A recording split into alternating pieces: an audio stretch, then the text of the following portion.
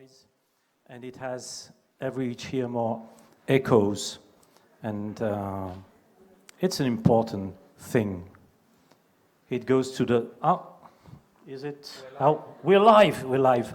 Well, hello to all of our friends in different cities in Europe. Welcome to you. Welcome to our local audience here in Brussels. And we have the privilege to have an actress and a director ready to answer your questions, your tweet questions. So please join me on stage, Leyla, Bouzid, and Khalia Ben Ali. Have a seat, please.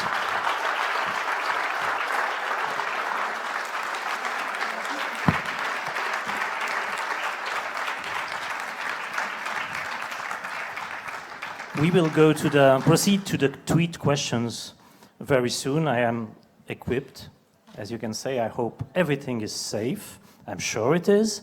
My first question, I saw the film 3 times. The first time I saw it, I was like, feeling electricized in a way. The energy that is captured in this film is amazing. So I wanted you to talk about, because we can see that energy, but you have to catch it on film. So can you comment a little about that, please? Thank you for the good night. Thank you for this question. It was, in fact, the energy was in the center of every choice in this film, from the writing, like the main draft of the screenplay. You could feel already the energy. There was cuts. There was inside the scenes, the way we wrote it, there was this energy, and then all the choices were about this energy. So the 2 actresses, which are not actresses, because Khalia Ben Ali, in fact, is a singer. She's a singer, absolutely. And the daughter is the very first time she's acting and singing, so it's a little bit trapping. But the choice for the actors, all the cast, it was all non-professional, but it was all about the energy, the way to film, the music, and a lot of choices we made in the music were about this energy. We made the choice that it's all live, even if there is mistakes, even if there is faults, but it had to be really live to feel this energy, to feel what is it about. It's also a film about how we destroy the energy, because the film is very, very energetic in the beginning, the colors, everything, the cuts, the rhythm, but little by little this energy is destroyed, and in the end it's slow, the rhythm gets down, the colors are without color anymore, and so it's a film about how we destroy this energy. So, of course, the film is centered on young people, teenagers. But one of the interesting aspects is it doesn't exclude other generations and the parents' generation, which is, I think, something very important and one of the specifics about the film. Could you comment about that aspect? Yes.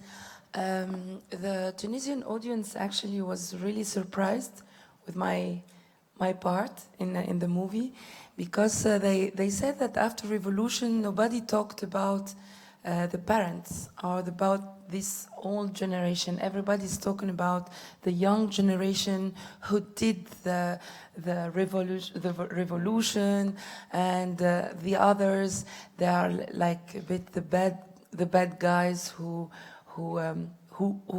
could lead all these young people to go to do this revolution and to suffer and to die, and so somehow seeing the mother in the movie was kind of no, this old generation was there. They were afraid for us, for young people, and they were there also to encourage us to go ahead. So yes, I was I had a beautiful character. It's Stole like the everybody's film. coming telling me, "Oh, thank you for just making us exist and make our voice hearable." Before giving you, I mean, wherever you might be, tweeting the word for your questions, I have a last one here. And that would be about, of course, the film has been embraced internationally in festivals and all, and tonight is another proof of that. But what about the reactions, the feedback that you got from local audience, please? As Ghalia told a little bit, the film was really a big success in Tunisia. It was really incredible because it started in Carthage Film Festival. It's a very important festival in Africa and in Tunisia. And it was amazing, the audience there. And from there, it got 4 or 5 awards in this festival. And then it was released, and there was 50,000 viewers. So it's really something special in Tunisia because we have 7 theaters. So it was the distributor was also a young distributor, and they made only for the first day, but they made that the film was screened in 24 regions in whole country. So only the first day there was 9,000 persons that came to see the film. And it was amazing because there was really a lot of young people in the cinemas, a lot of 16, 17, 18 that were the first time to cinema, that were saying, it's the first time I see a film, Tunisian film, that it really talks about us, that is really us. And also the Tunisian audience was not understanding how in Europe or somewhere else they can understand the film. They were like, there is too much details in the songs, there is too much details in the bar scene. How can they understand this film? I don't understand. It was very funny because one of the first screening was in Toronto, in Canada. There was maybe 30 Tunisian, and the rest were Canadian. And after the screening, we were talking, and the Tunisian wanted to explain to the Canadian the film. And the people were saying, we understood, we are crying. And they're, no, you can't understand this and this. Yes, we did. And so it was really nice success in Tunisia. Well, now for tweet questions. Oh, yeah. We have a very interesting question. What inspired your movie? And is that a real band that it was based on? No, it was a big challenge. It was not a real band. I start with the second part. In fact, when maybe it's connected a little bit. When I started writing this screenplay, it was just after the revolution in Tunisia, and everyone was talking about this revolution. It was really, it was everywhere in the media and everything.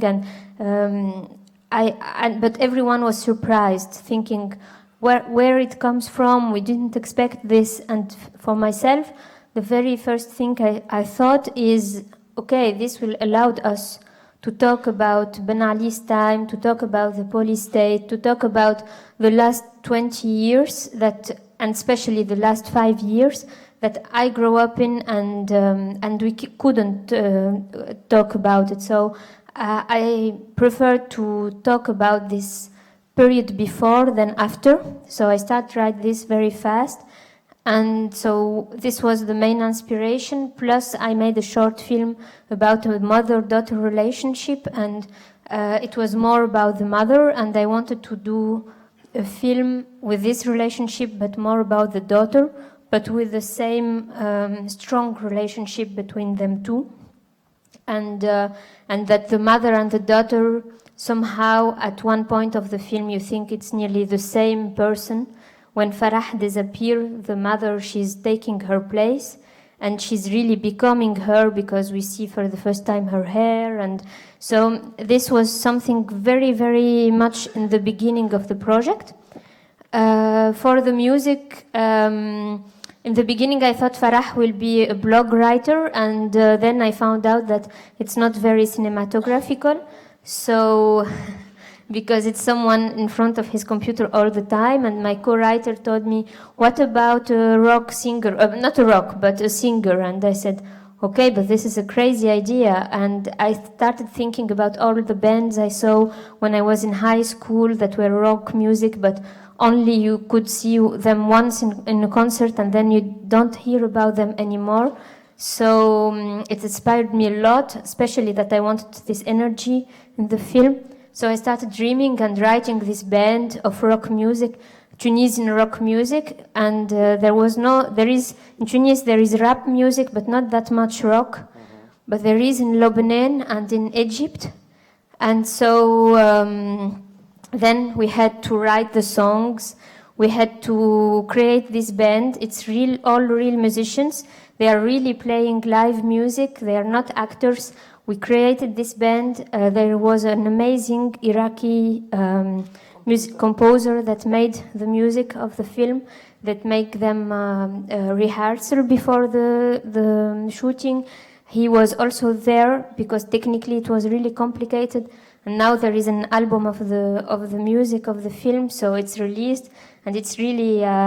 I'm very proud, and I like very much this music, and it's also have a big part in the film.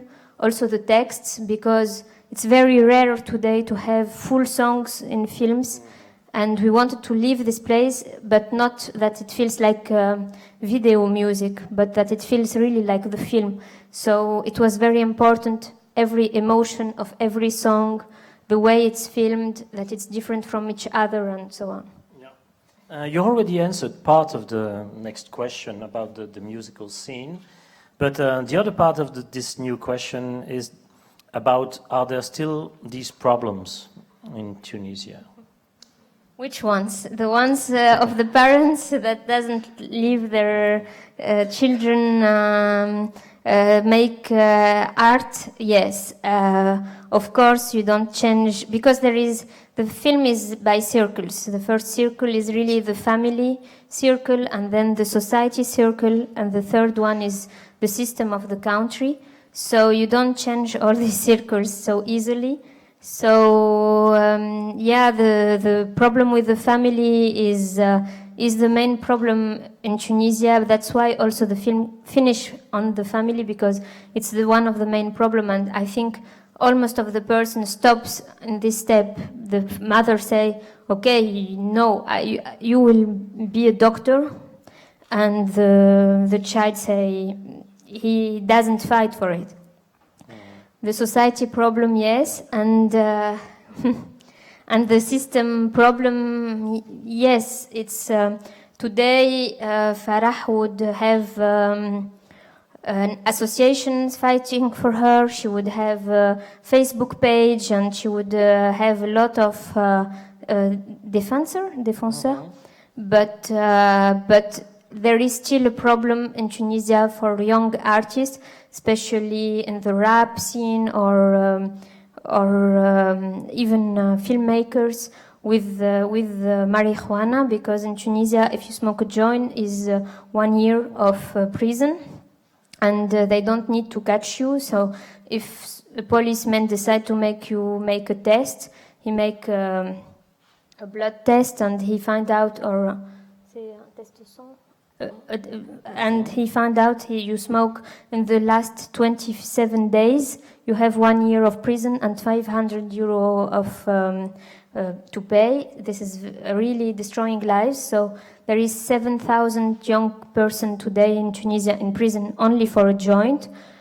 And so if the police want, and everyone smokes, and so if the police is or the power or someone is deciding that you are a problem, he can try to do this.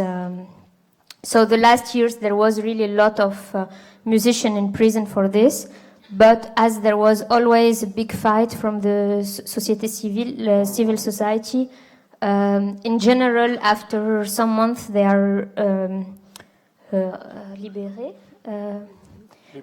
liberated, but these ones, because they are famous somehow, but all the young that are not famous and they are fighting for something, they have big risk to finish in prison. So there is a lot of problems still. But the film is existing.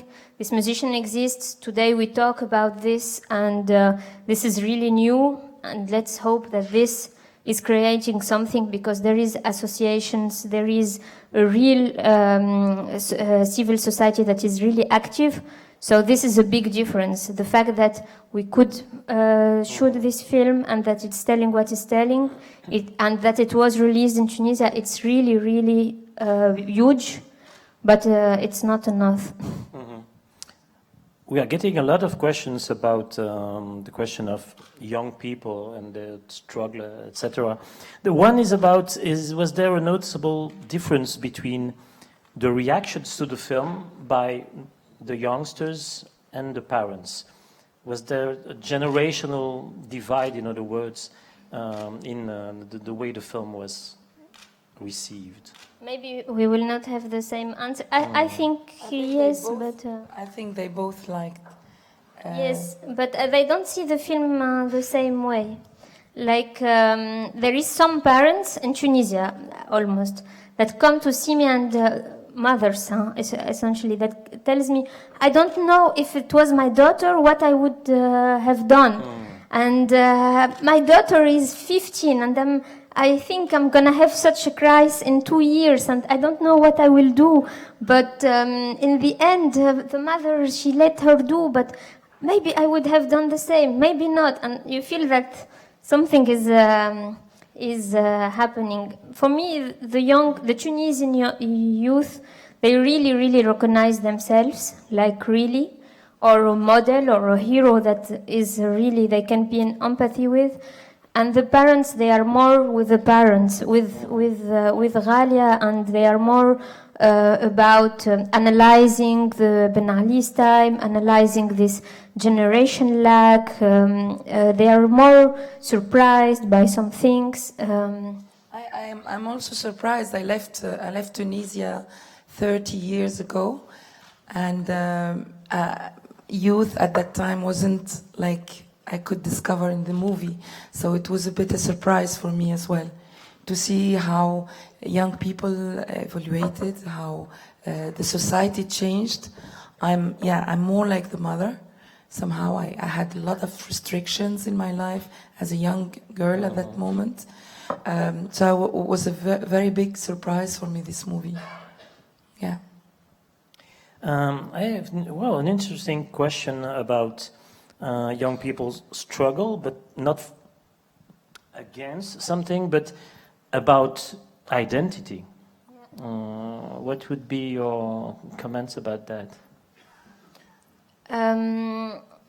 To be honest, also, the film was screened a little bit in Europe, and I think some European youth, I don't know if it's really answering the question, but some European youth, they really find themselves in the film, maybe not in the very, very last part with the police, but with the way they have to deal with being themselves. And I think this is what is the film.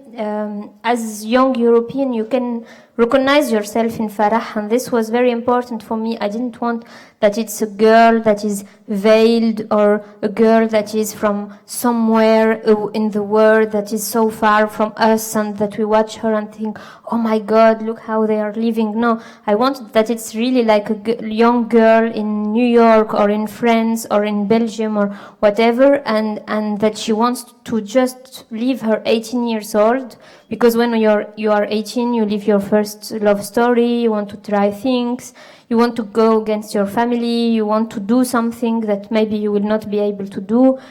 And but the film, little by little,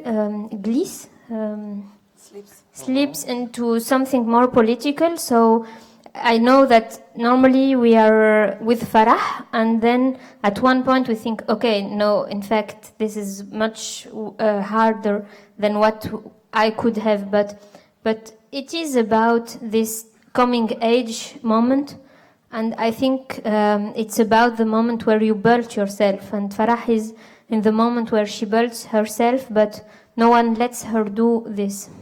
No one let her do mistakes. Her mother is very afraid that she's doing mistakes. The society is not forgetting that she's doing mistakes, and the system also. And it's about how you build yourself with all these walls. The next question, well, another very interesting one. The movie talks about self-censorship.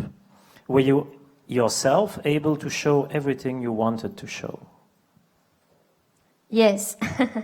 I think it was very important for me that I don't do any censorship in the film, and I think we can feel it very easily.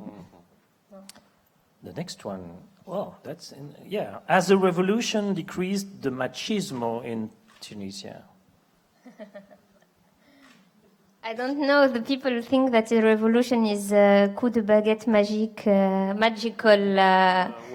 Yeah. We start saying also that it wasn't a revolution, that it was a kind of an angry screaming. No, and it looks like more like a 6 years old child saying no to everything, more than a revolution that is more about building something or thinking or organizing something or constructing an idea, and so I think a real revolution is about awareness, and we got that because of an angry no. At one moment we could have what we asked for, but now we are doing the revolution. It's now that we are building, that now that we are aware about things and starting to think and to find and to search for solutions as well. So, what was the relevance of the scene when the workers are complaining that they had not received their bonuses? Okay, I try to make a short answer about that. It is in southwest Tunisia, in a place called Gafsa, and it's mines of phosphate. And it's the first place in 2008 where really started the first strikes in Tunisia. And in fact, we talked a lot about Bouzid, this sailor of vegetable that burned himself, and it was like, wow, it's like the magical thing, like, wow, it made the fire on whole, blah, blah, blah. And all this is a little bit marketing because the media like this story, it's beautiful, but this is not true. It's true, but it is not the starting point. And in fact, these people in these mines, they started striking on 2008, and they were really struggling by the police. There was the first death, and this is what prepared Tunisians to make this revolt, so it was important for me to show them.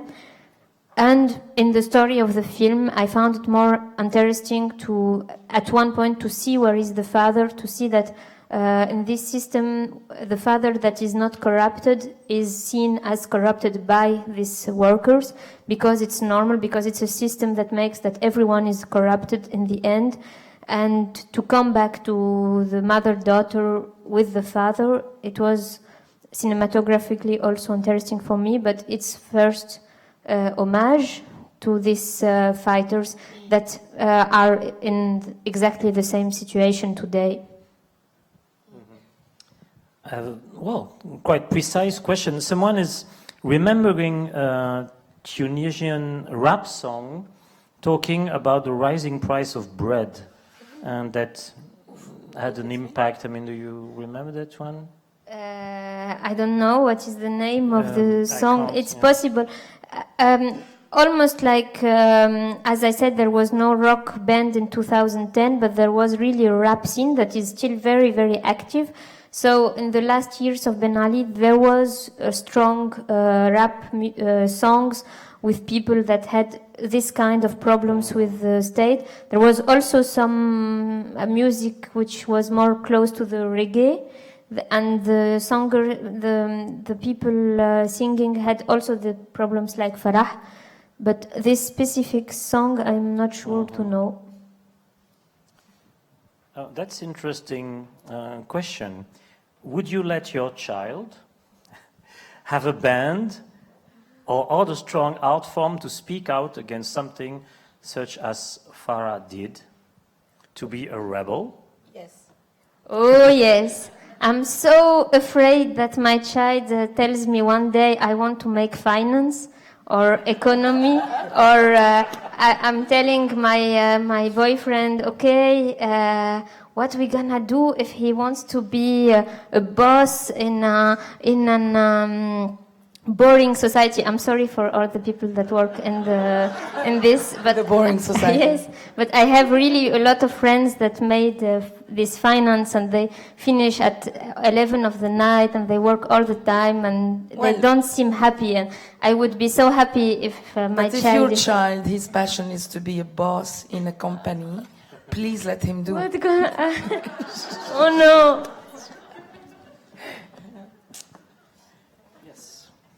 Well, I have no questions for the moment, but I have one, but it has to be asked before we finish anyway.